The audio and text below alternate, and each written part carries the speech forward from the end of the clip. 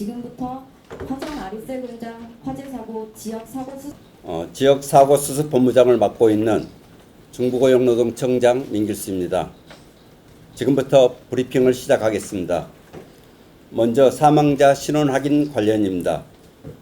오늘 10시 기준으로 기존에 신원이 확인되지 않은 사망자 20분 중 14분의 신원이 추가로 확인되어 총 17분의 신원이 확인되었습니다. 이에 따라 사망자의 국적별로 보면 한국 4분, 중국 12분, 라오스 1분입니다. 성별로 보면 남자 5분, 여자 12분입니다. 외국인 13분의 비자는 F4 재외동포 비자 7분, F5 영주 비자 1분, F6 결혼이민 비자 2분, H2 방문 취업 비자 3분입니다.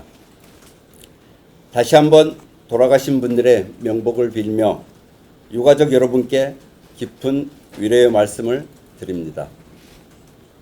아직까지 신원이 확인되지 않은 6분에 대해서는 최대한 서둘러 신원을 확인하겠습니다. 현재 신원 확인을 위한 대조 시료는 모두 채취한 만큼 조속한 시일 내에 신원 확인 작업이 완료될 것으로 보입니다. 다음으로 수사 상황 및 사고 수습 관련입니다. 고용부 경기노동지청과 경기남부경찰청은 어제 오후 4시부터 오늘 00시 30분까지 이번 사고와 관련된 기업 대상으로 압수수색 영장을 집행하였습니다. 리튬 전지 취급, 검수 포장 과정에서 발화의 원인을 밝히기 위한 증거자료 확보에 총력을 기울였습니다. 아울러 안전한 대피 등 화재 상황에 대비한 안전보건관리체계 구축 이행이 적정했는지 등 중대재해처벌법 및 산업안전보건법상의 책임 소재를 밝히기 위해 필요한 증거자료 등을 면밀하게 확인, 분석하고 있습니다. 향후 이번 압수수색을 통해 확보한 다수의 증거자료를 신속히 분석하여 화재 원인 및 책임 소재를 철저히 규명하여 엄중 조치하겠습니다. 더불어 어제 전지제조업 사업장 500여 개소에 대해 자체 점검을 실시토록 한 것에 더해 위험 요소를 고려하여 100여 개 전지 제조업체를 선정하고 전국 지방노동관서에서 긴급 현장 지도를 실시할 계획입니다. 마지막으로 피해자 가족 지원 관련입니다. 어제 지역사고 수습본부 회의를 통해 피해자 가족 지원과 각 기관의 역할 연계에 대해 논의하였습니다. 추후 매일 1회 피해자 가족 지원에 대한 상황 공유 회의를 통해 신속하고 적극적으로 지원하도록 하겠습니다. 이상으로 총괄 브리핑을 마치겠습니다. 감사합니다. 화성시 재난안전대책본부 차장 손임성입니다. 화성 아리셀 공장 화재 사고가 난 지 나흘이 흘렀습니다. 23분이 소중한 생명을 잃었습니다. 그리고 현재 2분이 중상을 입어 생사의 갈림길에서 힘겹게 버티고 있습니다. 오늘 브리핑은 화성 아리셀 공장 화재 사고 수습에 대한 경기도와 화성시의 대응 현황에 관한 것입니다.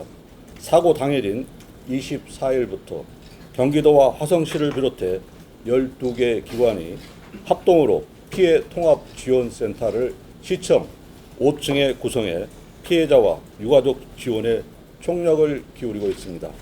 먼저 유가족 지원 현황에 대해서 말씀드리겠습니다.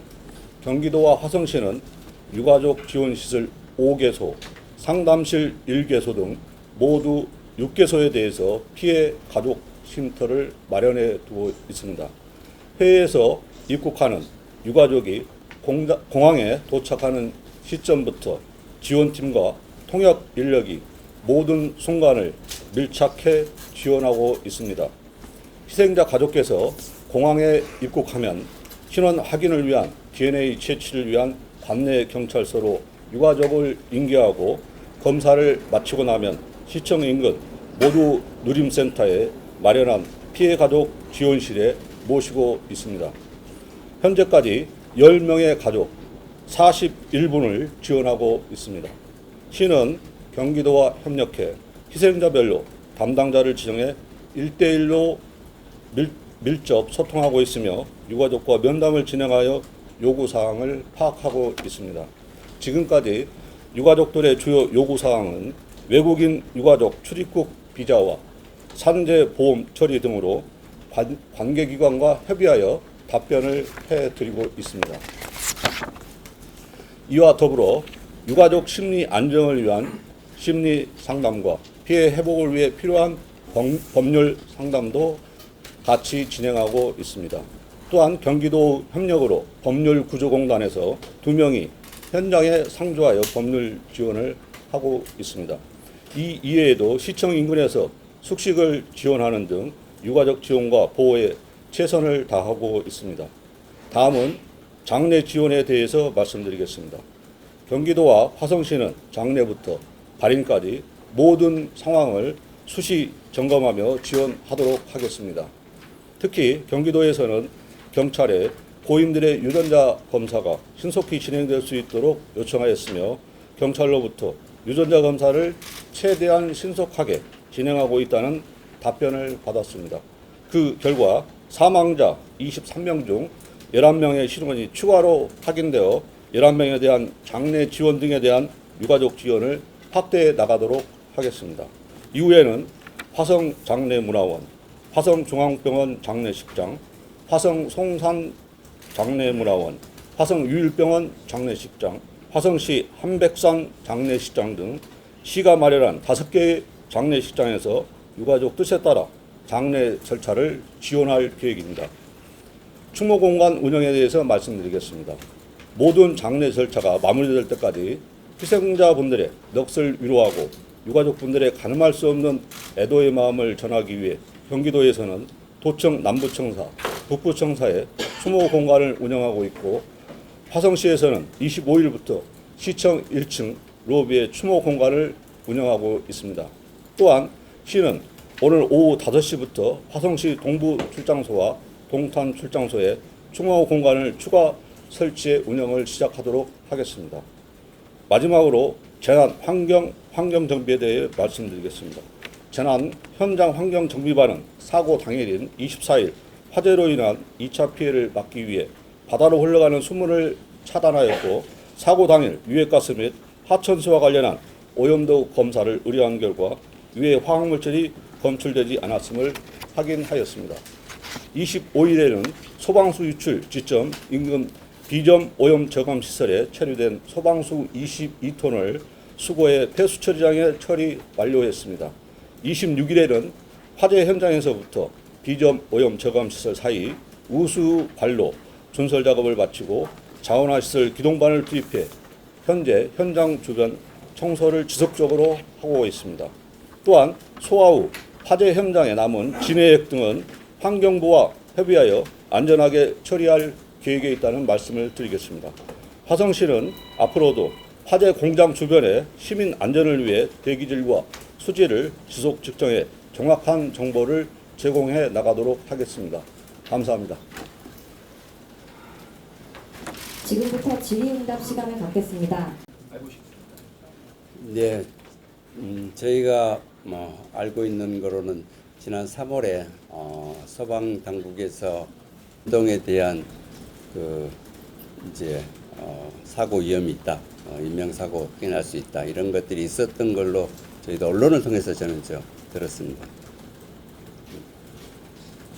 조사되거나 자료 제가 아직 저희가 그것에 대한 구체적인 그 내용과 구체적으로 이번 사건과의 관련성 이런 부분들은 아마 서방 당국에서 차차 조사를 해서 그 부분들을 규명해 나가지 않을까 그렇게 생각됩니다. 네. 먼저 손드신 분 질문해 주십시오. 저희가 전수 조사를 해서 정부 차원에서 어떤 대응책을 마련할 방안은 없습니까? 이런 사고들이 보니까 점검이 이상이 있는데 그냥 간과했더라고요. 예. 그러니까 이게 지금 간발에 끝난다면 좋지만 느낌에 보면 화재 현장에 나오는 전에 같은 경우는 이렇게 중앙안전대책본부 그런 이행들의 문제는 아마 또 회사에서 그에 맞게 이제 이행을 해서 사고가 없도록 이렇게 했어야 되는데 아마 그렇지 못한 부분. 어제도 말씀 중에 많이 나왔던 것 중에 이게 이제 도급 계약을 체결했었는데 그 도급 계약이 실질에 맞는 도급 계약이었는지 아니면 파견 관계였는지 여부는 작업 내용, 작업 공정, 작업 방식, 또 실제 지휘 감독 여부 이런 것들을 구체적으로 좀 들여다봐야 말씀드릴 수 있을 것 같습니다. 그 전액을 폐 건전지에 쏘알 인풋을 할 그 전액이 남아 있는 이 액이 좀 있습니다. 그래서 그 전액이 남아 있는 전액을 말하는 거고요. 그 전액을 처리하려고 했더니 그게 굉장히 강한 산성 반응을 일으킬 수 있기 때문에 전문가하고 협의해서 처리해야 된다. 그래서 현재 환경부하고 협의해서 처리할 계획이 있다는 말씀을 드리겠습니다. 처리가 완료된 건 아닌 거죠? 예, 처리가 아까 완료됐다는 것은 비저감 오염 시설에 들어있는 소방수와 물이 흡긴 그 혼합수가 처리됐다는 거고 현재 남아 있는 그 남은 전해액에 대해서는 환경부와 협의해서 전문적으로 처리할 계획이 있습니다. 하겠습니다. 화성소방서 대응전략팀장 박경환입니다. 리튬이 순수한 리튬 같은 경우에는 얘가 물과 반응하면 수소가 나오고 수소가 폭발하는 경우가 있습니다. 근데 이 리튬이 건전지 이제 본체 안에 들어 있을 경우에는 특별한 대책은 지금 없는 상태입니다. 거기에 대한 소화 약제도 지금 정의되어 있지 않습니다. 없다는 거죠? 네, 맞습니다. 순수한 리튬에 대해서는 진압 방법이 다 있습니다. 이상입니다. 저기 소방 관계적 앞에 쓰셨으니까 아까 첫 번째, 두 번째 질문 답변 좀 해주시죠. 저희가 올 3월 달에 여기 소방 활동 조사를 나갔습니다. 두 분이 나가서 봤는데요. 이쪽에 리튬이라든지 그 다음에 알코올류도 사용을 하고 위험물을 좀 많이 사용하다 보니까 이 사용하는 곳에서는 대부분 화재 발생 빈도도 높고 그 다음에 이 화재로 발생된다거나 연소 확대도 너무 빨라가지고 대처하기 힘들다 이래가지고 관계자한테 그거에 대한 지도를 하고 교육을 실시한 사항은 있습니다. 그 지도해서 어떤 조치가 이루어졌나요? 지도 교육을 했는데 그쪽 관계자들이 잘 하겠다고 저희는 답변을 받은 걸로 알고 있습니다. 행정적 제재 같은 건 없어요? 그때 행정적 제재는 없었습니다. 그 전에 여기가 위험물을 그러니까 리튬이라든지 이게 초과 저장해가지고 19년도에 한번 적발된 사항은 있었고요. 이게 화재가 외부 요인이 아니고 그 배터리 자체 그 내부 불량 문제 때문에 일어났다는데 그게 맞습니까? 그건 현재 조사 중이라 확인이 불가합니다. 그럼 굉장히 위험한 상황이 지금 잠재 다 평가하는 건데 지금 조사 중이라 제가 이렇게 답변드리기가 좀 곤란한 부분입니다. 소방활동 조사 이후에 교육을 아까 하셨다고 했는데 교육을 구체적으로 누구한테 어떻게 했다는 거죠? 저희가 대부분 소방활동 자료조사를 나가게 되면 거기 관계자, 그러니까 위험물 안전관리자, 소방 안전관리자가 있는데 이분들한테 직원들을 대상으로 전달 교육을 시켜달라고 얘기를 하고 있습니다. 혹시 그 아리셀 말고 다른 사업장 점검 결과도 좀 알 수 있을까요? 제가 점검부서에 있지 않아가지고 그 점검 사항은 다시 들어가서 정리를 해야 될 것 같습니다. 좀 전에 41개 업체 얘기하셨어요. 그래서 화성시에서 지금 말씀하신 그 숫자들에 대해서 신빙성이 좀 많이 흔들립니다. 그래서 제가 화성시 그 부시장이 부분은 제가 말씀드리겠습니다. 저희가 어제 저녁 10시부로 법무부 경찰과 협의해서 저희가 받은 자료는 지금 화성시에서 말한 그 자료였고요. 오늘 바로 저희 들어오기 바로 직전에 경찰을 통해서 제가 최종적으로 다시 확인하고 했을 때 그 자료가 이제 경찰에서 아마 오늘 발표를 한 걸로 알고 있는데요. 그 시간과 맞춰서 저희가 저희가 지금 바로 기자 브리핑이 예정돼 있어서 급히 오다 보니까 지금 화성식 데이터까지는 못하고 그래도 최신의 데이터를 우리 기자분들께 제공하기 위해서 자료를 업데이트했다 이렇게 이해해 주시면 될 것 같습니다. OBS 문덕현 기자입니다. 그러면은 지금 신원 확인된 다 장례식장에 빈소가 마련돼 있었는데 국가수의 DNA 검사를 위해서 시신이 국가수에 가 있는 상태에 있는데 이제 국가수에서 다시 병원에 장례식장에 와 있는 상태고 11명의 그 신원이 추가로 확인된 데에서는 경찰이 유가족한테 통보를 어제 6시 이후부터 했습니다. 그래서 어제 6시 이후부터 그 유가족들하고 경찰하고 그 장례식장에 가서 저희들도 그 장례식장에 맨투맨 된 전담 인력이 장례식장에 가서 지금 현재까지 거기서 지금 같이 있고 그 중에 이제 장례식장의 상황이 여의치 않아 가지고 제가 파악하기로는 11명 중에서 10분은 장례식장 가서 거기서 지금 시신 확인을 유가족이 했고 한 명의 가족에 대해서는 사정상으로 지금 오늘쯤으로 아마 장례식장에 이동할 것으로 제가 보고를 받았습니다.